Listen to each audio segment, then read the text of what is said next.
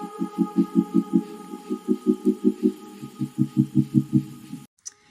you guys, this is Keisha with Zazie Care Creations, and I'm here sharing with you my sewing journey on this channel.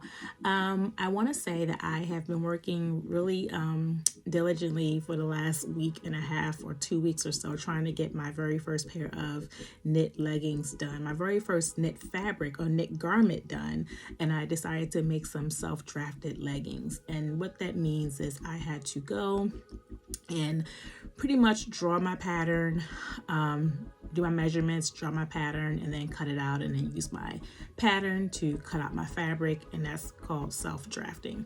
So once I did that, I was able to start my construction of my leggings. So overall, this was a very easy project, although I did have lots of issues, as I shared in my previous video at the very end, and I will kind of go into some of that detail again here, but I had lots of issues when I got to the very end of the process. But overall, this was a really easy make. So I had to do 12 different body measurements, as I think I told you guys in one of my other videos. Those measurements went off pretty well. I had to do a waistband measurement, and that waistband measurement was about 2¼ and that accounted for a 1-inch wide elastic in my casing. The next time I will adjust that, because I like to have a much wider waistband when I wear leggings, probably a 2-inch, maybe 1½ inch, but I will adjust that the next time I do these leggings. And at the bottom for the hem, I had to do a 5/8 hem allowance, but the next time I do these, I will probably do a 1-inch hem allowance, because that will give me more space to roll under, to roll this part under, so that I can make a clean finish on these leggings. So next time I will do a 1-inch hem allowance and then fold a little bit more under to give it a nice clean finish. So in terms of my machine settings for this project, I did my walking foot. I did a zigzag stitch, and a zigzag stitch on your machine is the stitch that looks like a lightning bolt. I used a 70-10 and an 80-12 needle. I started with the 70-10 because I thought that's what I should have been using, and it wasn't until I started having these issues I changed my needle to an 80-12, and at the very end I think that made a little bit better. So I'm not really certain which of the two I should use, so I'll have to do some more testing and trying some different things and find out which needle is the most proper needle to use. But at any rate, it was definitely a Jersey ballpoint needle that I used. My tension on this machine, when I started off, I did not realize my tension was on an 8, but again, when I first started this project, I didn't have any issues with my tension at all. Everything worked fine. I was able to sew it up with no problems.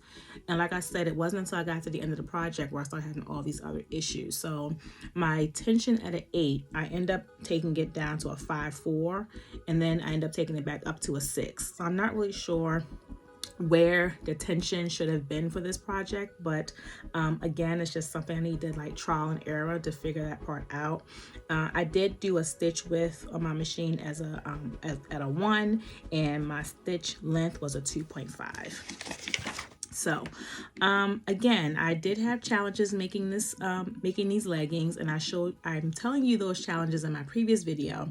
But really quickly, I did lose my elastic in my casing twice, and it's even with me using my bodkin and using safety pins. Again, so this fabric, I don't know if maybe it just kept getting stuck, but this fabric is like it's definitely a stretch knit, but it has a fleece feel to it. So I'm not sure if that has anything to do with why I may have started having issues with my machine, and with the casing not trying to, not the casing. When I had issues trying to get my elastic through the casing, it may have been because the fabric is that kind of fabric that things don't glide really easily through it. I don't know. I did have some knotting along the stitch line that I told you guys about in that other video, and I lost the thread a few times in the machine as I was sewing. So I was just sewing away, and realized that my my top stitching thread wasn't even feeding through the fabric because it was not in the needle. Had to go back and rethread a couple of times, and then my fabric kept getting stuck down inside my needle plate. And this happened quite a few times. And again, this happened at the very end. So I don't know why these issues didn't start earlier in the process and why it had to wait until like I was at the tail end of this project. But yeah, I had to keep taking the garment out of the needle plate. And the last time I did it, I had to actually take the needle plate off the machine. I have long nails, and that was like a disaster, just a nightmare. It was very, very time consuming trying to get this little screw from on top of this needle plate, but I did it. I wanted to finish the project.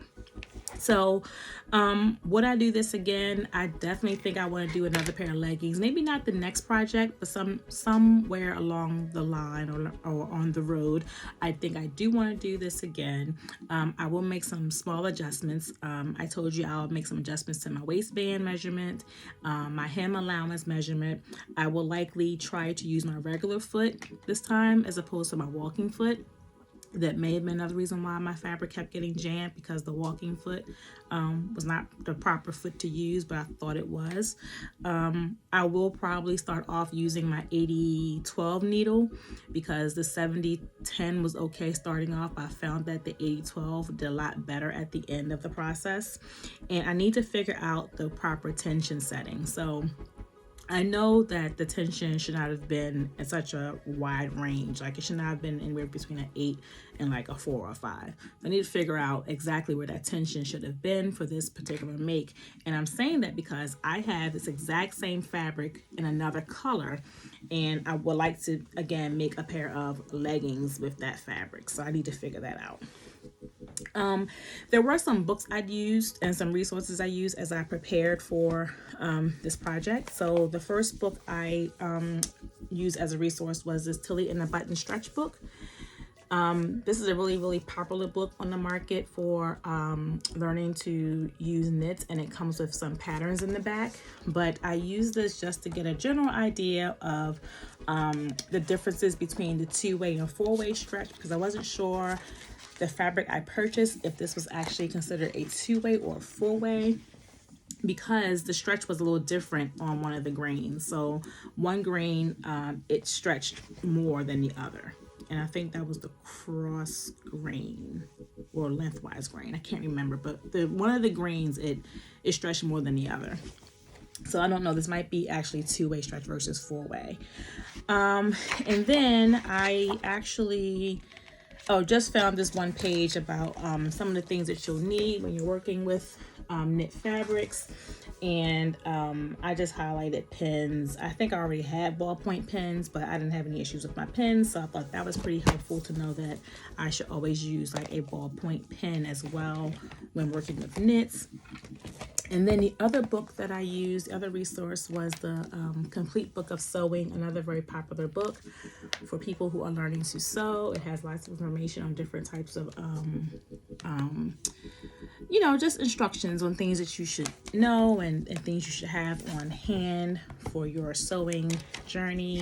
And in this book, I specifically referenced the sections on cutting fabrics, cutting knit fabrics. And I was looking at the crosswise grain versus the lengthwise grain, and just trying to understand which grain I had to get the most stretch out of my garment from. So I did use both of these resources, and I am also a member of the Sew It Academy, so I did use my Sew It Academy online courses as a point of reference to get these leggings done. So all in all, I think the leggings turned out okay, other than the few little issues I had. I'm very happy with my make, and I would definitely try to do these again. And stay tuned to this video as I show you some pictures of the process, and at the very end you'll see a picture of me wearing my leggings. I won't wear my leggings like this, but this is just the finished product, and I'll fashion it up some when I'm ready to wear it. Stay tuned.